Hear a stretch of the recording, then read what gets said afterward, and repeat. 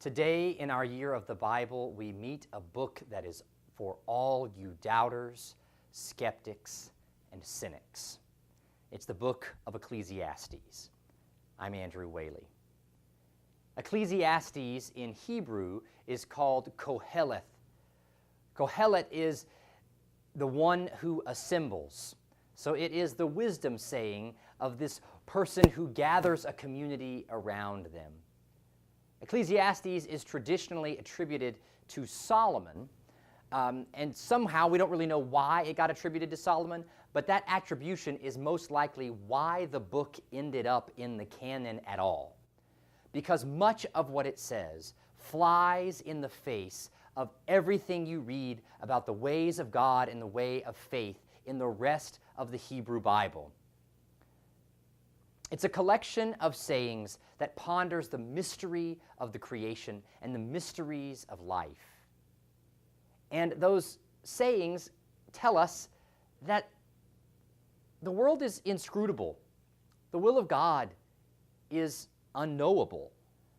That the world is much less user-friendly than the older books of Torah and that older wisdom of Proverbs tries to share.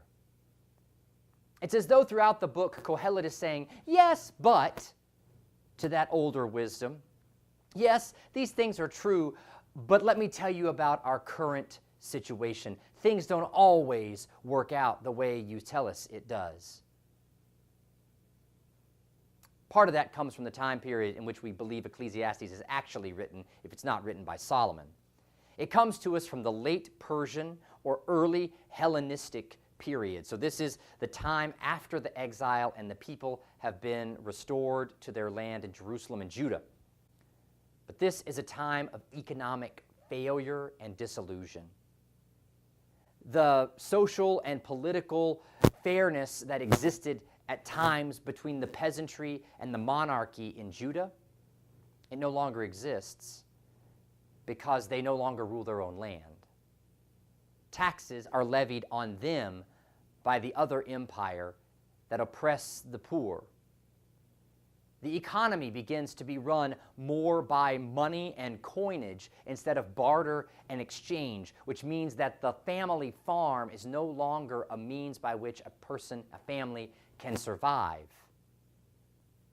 This means that so many farms are converted into orchards and into vineyards for the purpose of export.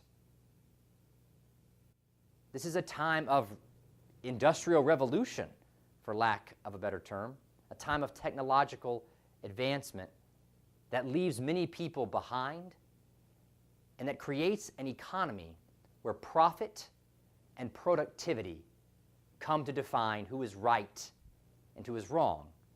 The one who has the money makes the rules. Daphne Merkin, Old Testament scholar, says in this worldview that Koheleth gives us his philosophy of life, and it's based on three things.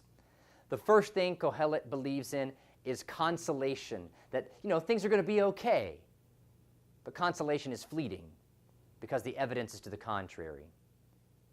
The other is profit, but profit is hard to prove, it's hard to come by. The third factor in the worldview of Koheleth then is vanity. And the other two, consolation and profit, collapse in a descending V to vanity. Life is just about vanity. It's just about people trying to get ahead, make a name for themselves, and enjoy the time that they've got. This makes Ecclesiastes a lively dissenter within the Hebrew canon that tells people to obey the law, follow the Torah, care for the outsider and the alien and the orphan and the widow. Honor God with your sacrifices and your worship. Ecclesiastes voices pretty strongly why. The evidence doesn't show that makes life any better. And yet there's this place right at the end of the book, in chapter 12, verses 13 and 14, where Koheleth says, fear God and keep his commandments. Now, when you get there, I don't want you to think that all of a sudden Ecclesiastes has had some kind of epiphany, some kind of conversion experience, and everything you read for the last 12 plus chapters is gone. What it shows us is Ecclesiastes is a person struggling to keep his faith in the midst of a world that no longer makes sense. So at the end, he makes this affirmation. Perhaps it's worthwhile to fear God and keep his commandments anyway, even when we don't see the evidence, even when it doesn't make sense, even when the world doesn't seem to work by the rules that we were told it worked by.